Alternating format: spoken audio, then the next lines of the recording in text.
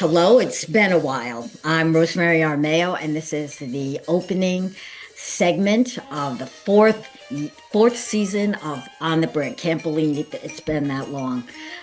Let me remind you what our podcast is about. On the Brink means I think we're close to trouble in this country and around the world, and we're right on the edge of trouble. Maybe we've even gone over lately, but on the brink. And we'll talk about that. We'll talk about politics and economics that led us here. And we also take a break every once in a while to talk about the things that keep us from being totally stressed out, that we're right on the edge. Today, though, we're going to talk about the inauguration. And it is the perfect topic to come back to for the opening of the fourth season. And we have two great speakers today.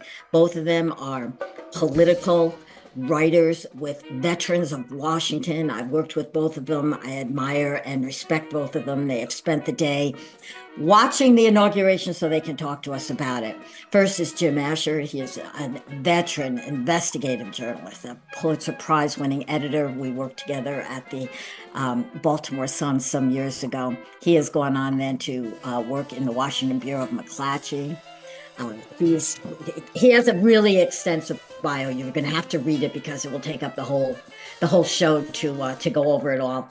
And Dale Eisman, we worked together years ago at the Virginian Pilot, also a veteran of Washington, D.C. He's also done an 8-year stint advocating for good governance. He was a writer and editor at Common Cause. So both of these men are experienced Washington hands. I don't want to take up any more time. I want to go right to them. Tell me, guys, what was your biggest impression watching the inauguration today? Dale, let's start with you. Well, I kept thinking back to what George W. Bush is purported to have said at the end of the Trump's first inaugural speech, which is turning to no one in particular and saying, that was some weird shit. And today was, in my ears at least, even weirder. The scene was weird, in part because it was inside, but also because of some of the people. The Melania Trump was dressed as though she was on her way to a funeral. I don't know if anybody else noticed, but when her hat was pulled down so low that when Trump tried to kiss her on the cheek, he couldn't get there. Mm-hmm. It was, that was just the opening salvo. Trump taking the oath, raising his right hand, but not putting his left hand on the Bible. And then telling us that he was there because God arranged it. There were just all kinds of things like that, which we can talk about as we go along. And we shall. And how about you, Jim? What was your overriding first impression, main impression? Principally, I found the whole thing scary. Yeah. I found it scary because it was set in a place of honor in American democracy. It was surrounded by accolades of Trump, but also other presidents, members of Congress who were in the quote unquote opposition. And they were normalizing this resurrection of a very right-wing, unusual kind of politician. And so it was scary. And then not only was the idea of it scary, what he said he was going to do was scary, ranging from dropping out of the Paris Climate Treaty and again, right, and eliminating diversity issues and killing a lot of Green New Deal stuff, and just things that were sort of touchstones to a campaign that made societal progress the enemy. And it was very weird to me. It's true. I have already told you, I did not watch the inauguration in real time. I've watched it this evening. And the reason for that is that I had an inauguration party here at my house, and we burned Trump in effigy.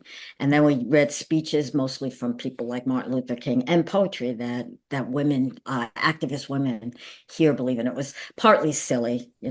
I shot off a rocket with Zuckerberg's face in it, symbolically saying, yeah, go to Mars. I know that the tradition is that you wish the new president well, because after all, he's working for all of us. But I don't wish him well. I don't like the policies that he has advocated, that he continued to advocate in a odd and weird inaugural address today, and I don't wish him well or success in any of those. So I've become really what the right wing calls a hater. I was just appalled. I did like Melania's hat, however. I think she looked a little bit like an itinerant preacher, but it's kind of the kiss-proof hat. That was kind of cool, I thought. Interesting. Let's talk. I want to talk about the guests first. We are going to get into the inaugural address and the weirdness that you mentioned, Dale, but um, the guests of honor were unusual. There were tech giants and foreign officials, which are not the usual people. We've not seen those, at least that I can ever recall in modern times, seated in places of honor at an inauguration. What does that mean, and is it a good or a bad thing? We'll start with you, Jim.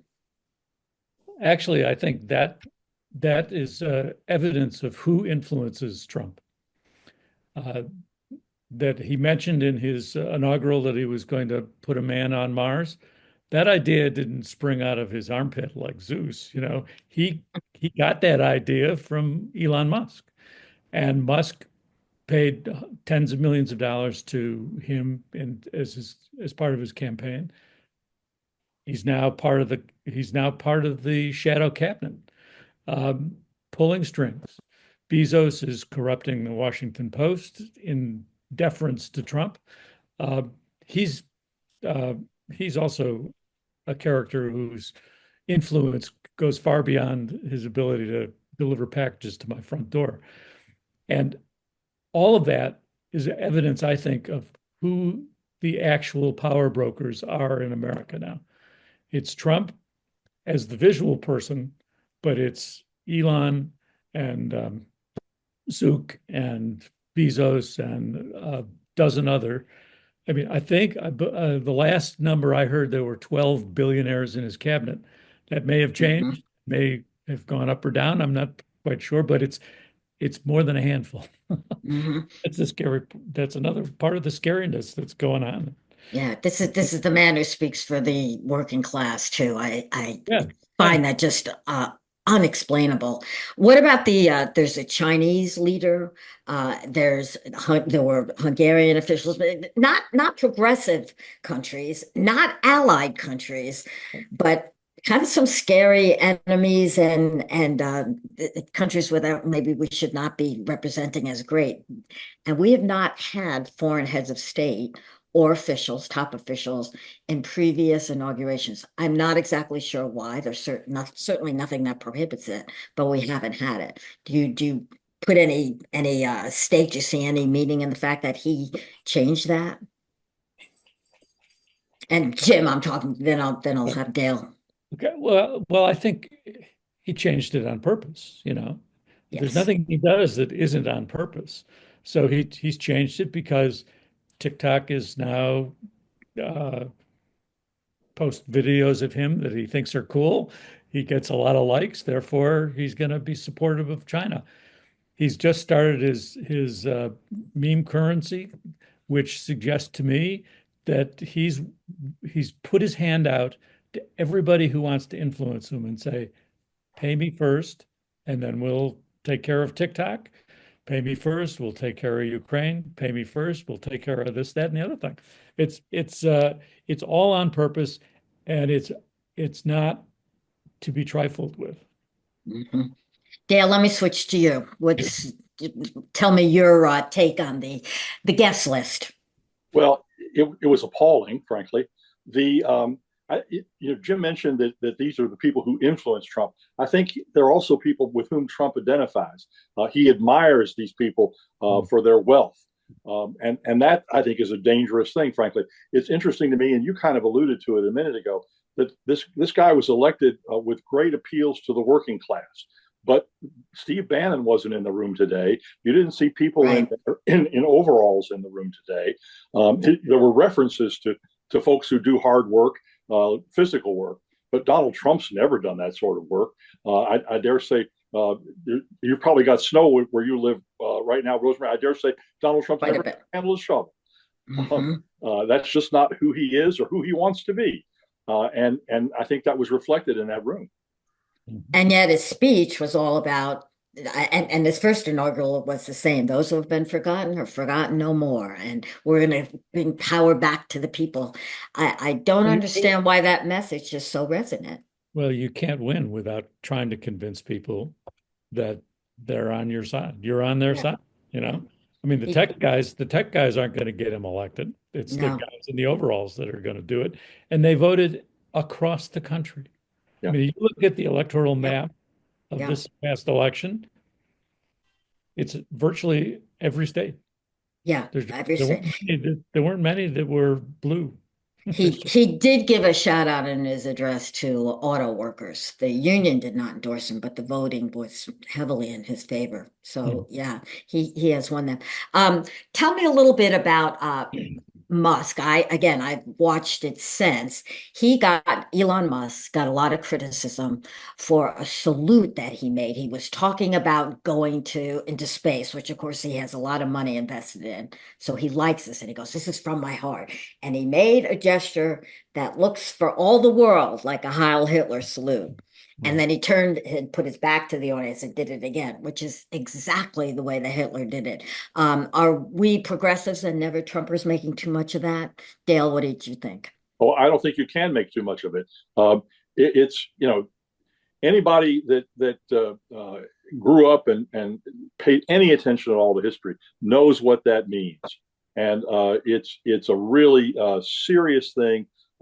It's very disappointing to me that we're not seeing it being denounced, even by Republicans, frankly. But none of them have the nerve to do that So why would he do it? Why would he make a Nazi salute in an administration already being accused of moving to fascism? because he doesn't care. Absolute power corrupts absolutely. Mhm. Well, Mhm. you agree with that? No, I do agree with that. He also had a pretty consistent upbringing in apartheid South Africa. You Yeah. know, not like this guy doesn't come to these ideas naturally. Yeah.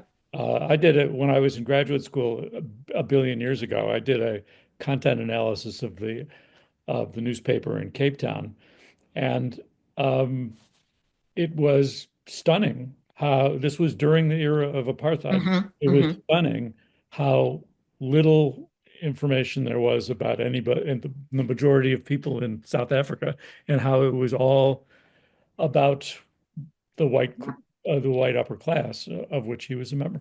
So it comes naturally to him, you Wow. know.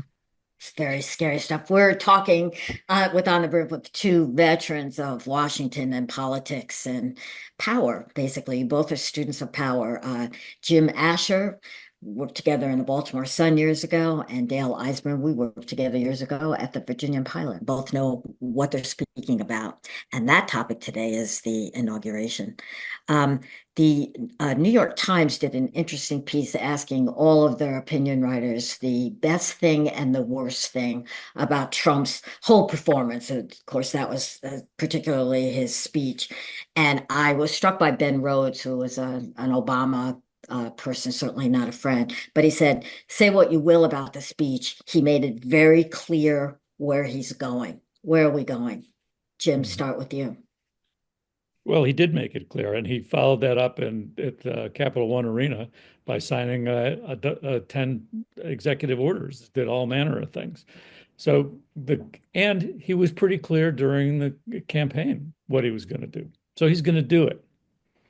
And we all got to get ready for it because it's not going away. You know, it's the I don't know exactly what I think should be the next steps for all of us who feel trepidatious about the era we're now entering, the golden era, as he wants to describe it. Um, it's it's a advocacy only goes so far. Mhm. You do hope that the people who are in the Democratic Party are going to be strident advocates for the democracy and for the Constitution, and will do whatever thing they can do to blunt the influence. But I think at the very least, we've got 2 years of unconstrained Trump, and that's going to be trouble. Yeah, it's and Dale, jump in here because he did sign executive orders uh following up on promises he made. No surprises here. Deportations are going to begin immediately. He has frozen the federal workforce and they look to be in trouble. Uh he's held off a little bit on tariffs. That surprised me a bit. Go ahead, Dale. What do you think? Well, it's a time of a lot of danger. I do think that I hope that the courts will be able to slow him down a little bit, even by adopting, frankly, or the people who will challenge him in court, adopting some of the tactics that he used to beat back his criminal indictments, drag things out, keep appealing, keep filing, keep pushing. As Jim suggested, try to get to 2026 and see if the voters by then will have had enough. I mean, I think it seems extremely unlikely to me that he'll be able to stop inflation, that he'll be able to do a lot of the things that he wants to do apart from executive orders. And so I think what you have to hope for is that there can be a 2-year stall, and by 2026, that enough people will have sobered up to change the landscape. Dale, what you're talking about is the old method of the deep state, the bureaucracy just slowing the motion. He's gone after the deep state too. That's what scares me a lot. Well, but he, it is scary. But there are plenty of interest groups out there, like Jim and I used to work for, who have good lawyers and know how to file litigation. And there's plenty of judges out there that weren't necessarily appointed by Trump and beholden to him. So you choose the forums that you file in, and you work the system as best you can. Jim? I would make two other observations. One is that some of these executive orders and some of these attempts to change things, for instance, the birthright citizenship, is impossible to do. Yeah. You cannot, an individual president cannot overturn the Constitution. So even the Supreme Court, which is in his corner on a lot of these things and have given him virtually absolute authority, I think will never go for some of the stuff that he's proposing. So some of it, I think, and Dale's right, I think a little bit of grease in the legal system will slow it all down. The other thing that actually works on behalf of the democracy and on the Constitution is the incompetence of Trump. His first term was an unmitigated disaster. Millions of people were infected for no reason, and hundreds of thousands of them died. And I saw a map that someone put together about where the most COVID deaths were. Red states. And they were all in red states. Red states, yep. It's not out of the realm of reasonableness that he's going to so bollocks up it. For instance, if he were to move ahead on tariffs, Canada has already said, beware, we're going to retaliate. And Canada is our largest trading partner. Mm-hmm. Most of the automobiles sold in America are made in Canada and Mexico. So it's like, okay, what are you going to do? Are you going to bollocks up the economy? Somebody's going to have a talk with him on the sidelines, and it might be Trump, it might be Bezos, and say, okay, give us our tax breaks, but don't wreck the place. I don't know. I need to push back a little bit about what both of you are saying. I understand bird flu is a big danger right now, and it could be another COVID. And I hope that it is not, but it could be.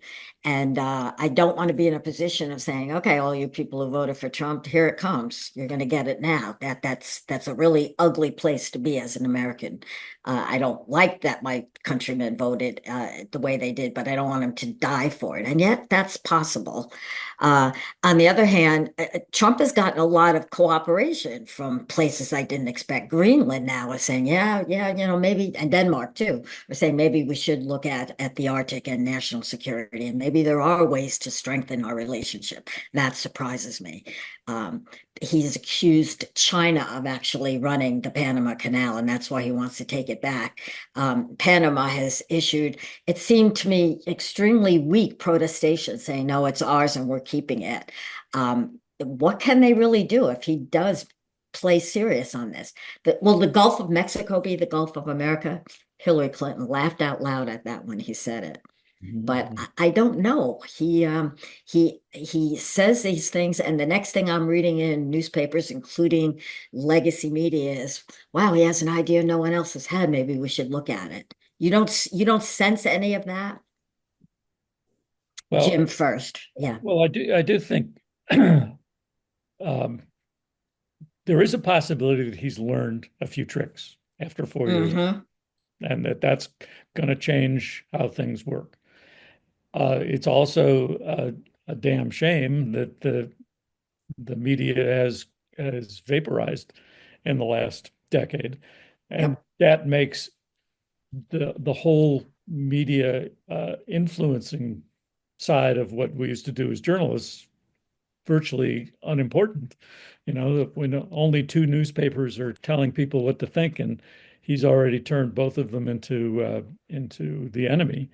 You know, you're not learning about the stuff that's killing America from your local newspaper anymore because there are no journalists in them. It's true. So, The Philadelphia Inquirer that used to work on could make changes in policy. It can't anymore. Neither can the Baltimore Sun. Neither can the Washington Post. Mhm. And Dale, we both know what's happened to the Virginian Pilot as well. They don't even have their buildings anymore, much less That's right. clout. They don't even have a newsroom.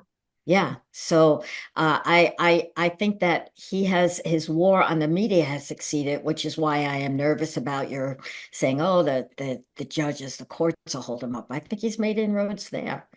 Yeah, Well, I do think the people hold power in America, you know, and when they tried to overturn Obamacare, every one of the people who was inclined to change things got a call from a constituent and said, "Don't you dare," and it didn't happen. So the combination of the courts and a more robust advocacy on the part of the people, I think can slow things down until there's a new balloting, because the things won't really change until the Senate and the House have switched. Dale Eisman, how about you? Do you think there's hope that we'll hold out for 2 years and we haven't actually, let me one more thing into this. It's not just his competency, it's his mindset. There's quite some thinking that he's lost cognitive ability, that he is a little crazy, I guess, is the word a that little you're crazy not for supposed to that? just a little crazy. I think he's a lot crazy, but I'm afraid to say that. Is he crazier than he was last time? Is he madder than he was last time? Will that work to hold off big changes that he wants to make? I would hope that it would. I mean, he's clearly still carrying the anger from January 6th that Oh propelled him. yeah. That's still there. He still wants retribution against the people who he argues have wronged him on that score. And you know, the anger can undo you. What's from Star Wars? Resist the dark side. Yeah. Trump's not going to resist it. He's going to embrace it. Yeah, he is. And is embracing it. So there's some hope that he'll overstep at some point. He'll do something that's too much even for the MAGA people.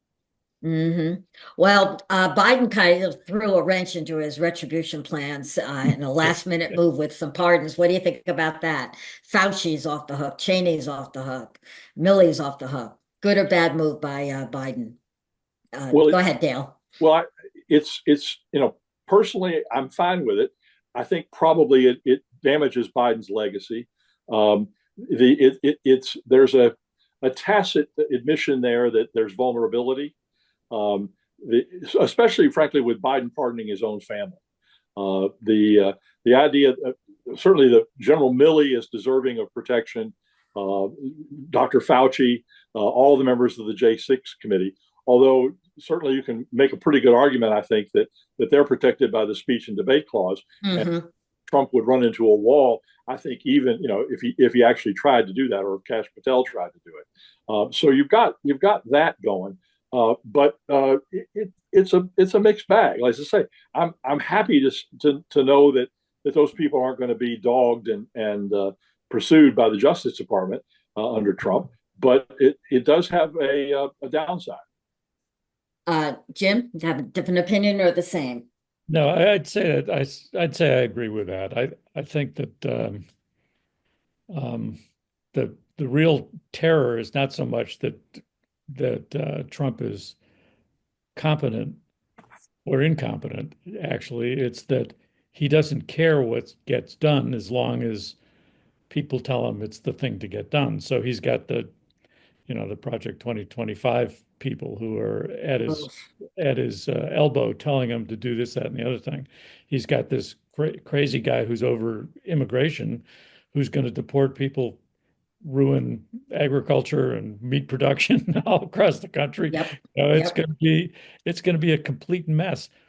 But he doesn't care about that. Somebody tells him he's got to do it. He's already had his hand in somebody's pocket to say okay, and there you go. So I think there's going to be a lot of nuclear bombs going off because some of the ideas he has are so um, damaging to the status quo that even the most radical of right wingers are going to be anxious about it, I think. Uh, Interesting. you can't just shut down poultry production in America. And I don't Well, know if you've ever been to a poultry factory, but I yeah, have. And yeah, there I are that's do. there true. are no non-immigrants working in a poultry farm. Right. They're That, all immigrants. And they wouldn't tell me whether they were legal or illegal, but they weren't making much money, so I suspect they were mostly illegal.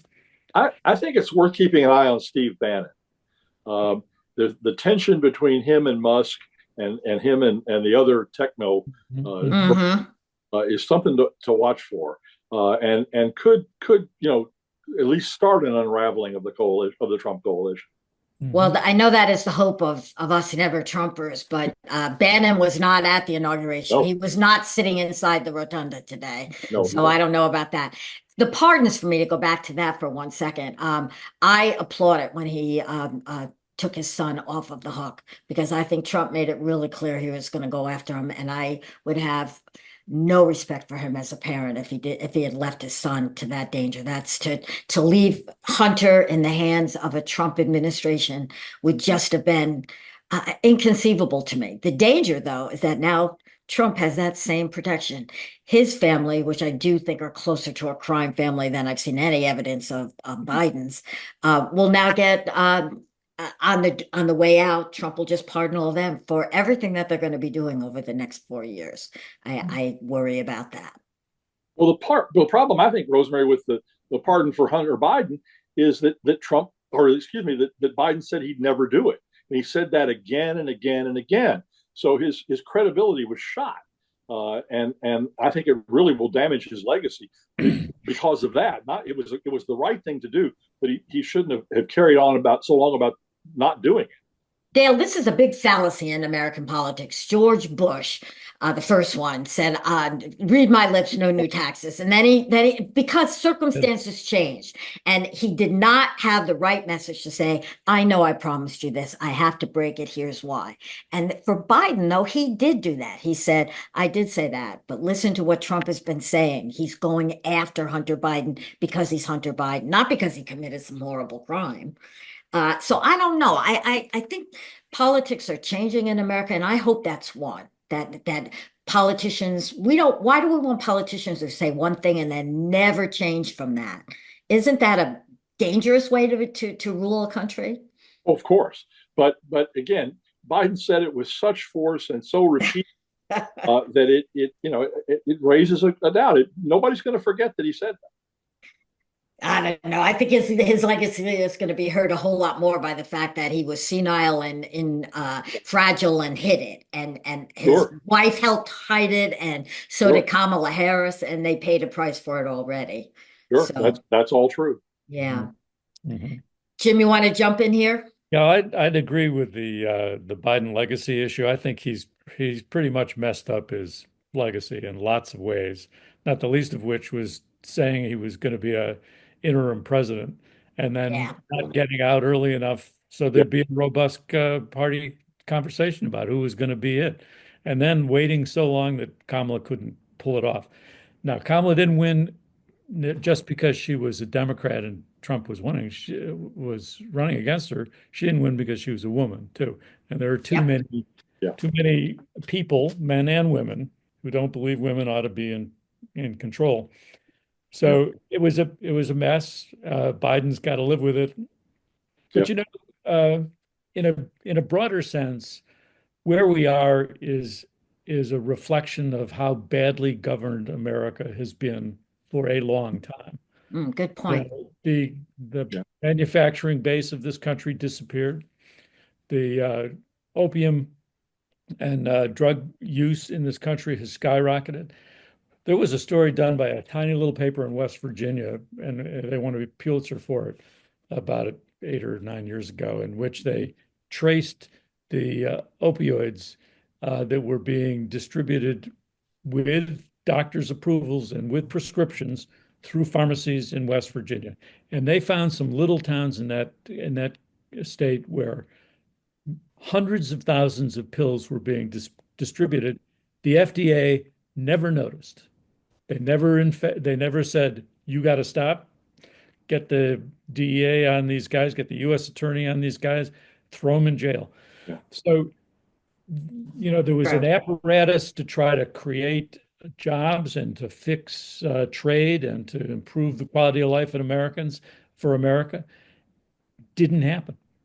And beginning with Reagan, with the change in the tax policy, all the way through to Biden, I believe, most of the Democratic and Republican presidents and Congresses did not attack the issue.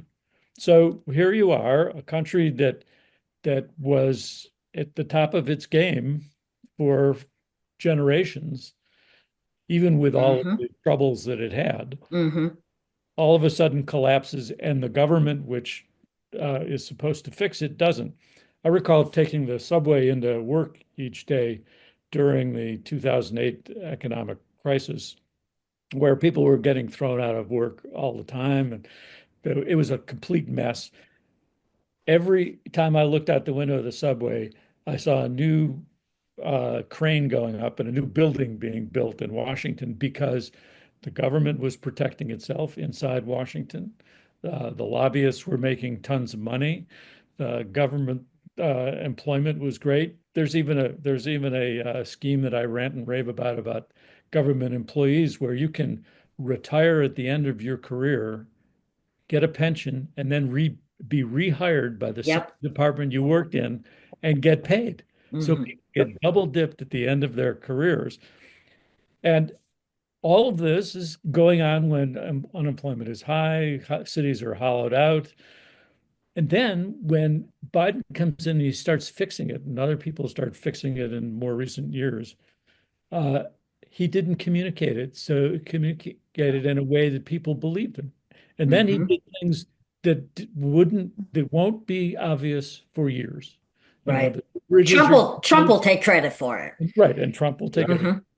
Chip manufacturing is happening, but that infrastructure, a whole lot of things. Yeah, we kept hearing that. Yeah, you're absolutely right. We're in a place where we're confronting a maniac because the sane people didn't do their jobs for years. You're listening to Words of Wisdom from Jim Asher, a veteran investigative in Washington hand. Both of my guests today were power players when media really had power. And we mentioned this. They're failing now. I don't think, definitely not newspapers. I don't know if there's network television that will last in the coming days. And so I was struck by a part of his inaugural address today where Trump promised to end all government censorship and to be a complete advocate for free speech. What is he talking about? Dale, did you notice that? Well, I noticed it. I think he's talking about a myth that he and others on the right have manufactured, that there's been some great government censorship. It's nonsense. What there may have been, and not just government censorship, but the government pushing Facebook and X before Elon took it over to censor. What there's been in those places was editing, not Mm-hmm. it's censorship the government stifles. But nobody has a right to speak on Facebook. Nobody has a right to speak on X. They have a right to speak. It's up to the people who run those platforms to decide what they want to carry and what they don't. It's ludicrous to me that the social networks are shielded from any kind of civil liability, but they can post whatever they want. The most libelous and slanderous and defamatory material, and the little people that send out those lies, nobody's going to sue them because there's nothing to get there. You always go after the deep pockets, but the deep pockets are protected by Section 230 of the Communications Act. Mm-hmm. I would add Jim to Asher. that, yeah, I would add to that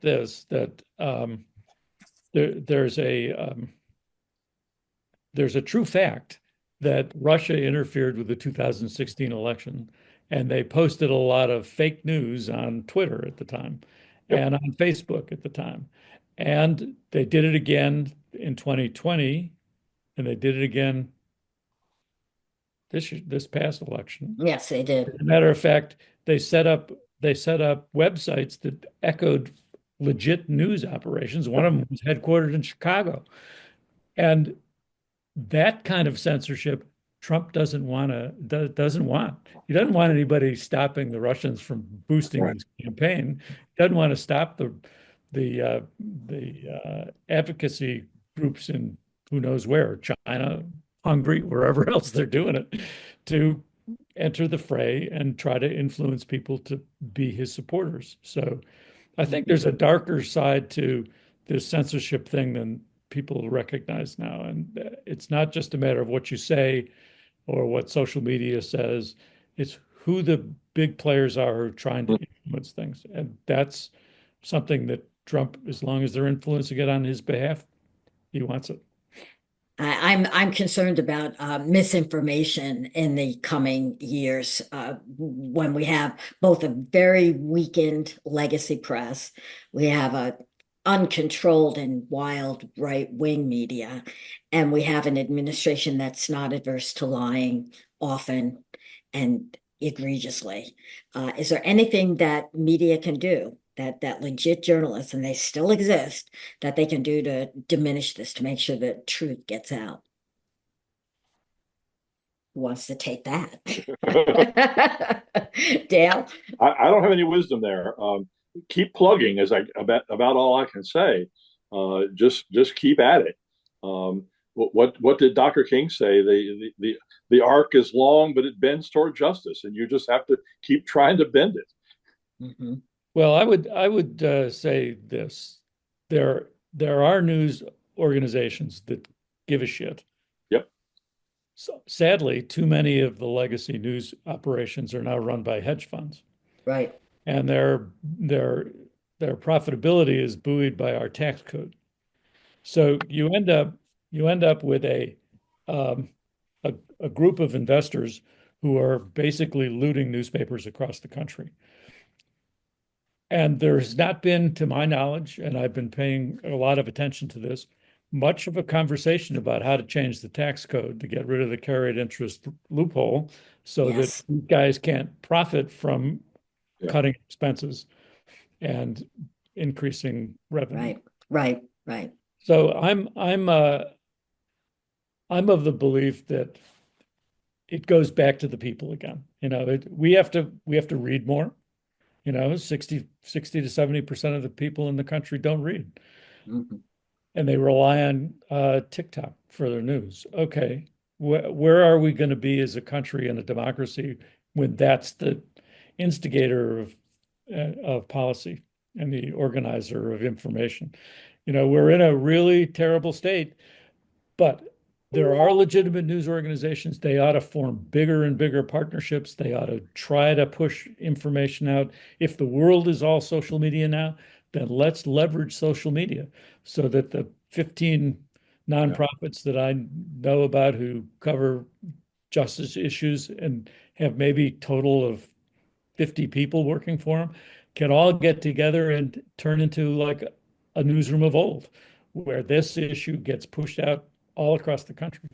So I think there are possibilities, but I think people have to actually think harder about how to expand their reach and how to Hmm. make it more obvious that the people who are partisans are corrupting the information system. Right, right. I see it in my students all the time. That was almost a perfect segue to TikTok.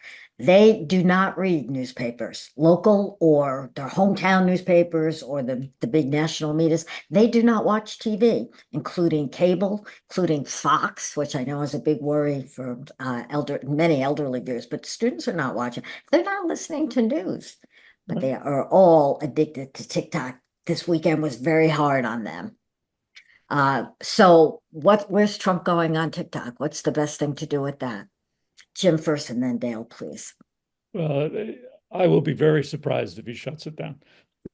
I'll be stunned if he shuts it down. Yeah, I And think I he's just going to want get, him to shut it down, so he yeah. won't shut it down. Although he used to want to shut it down, Well, but that's before he they got away like to him make money now. off it. Yeah. This week when the law went into effect and of course the Supreme Court upheld it, TikTok turned into a commercial for Trump. If I'm on it and you called it up and it was a little note saying, well, we've been shut down, but fortunately we have President-elect Trump working to get us back on the air. It was like a commercial for him. Strange. Mhm. And Dale, are you, how many tens of millions of people watch it? yeah, I It's, know, a lot, a it's a lot. lot. Well, Dale, are you a TikToker? I am not a TikToker. Uh, we talked earlier about the guest list at the inauguration. I mean, among those there was the CEO of TikTok. Yeah, yeah. So What does that say? exactly.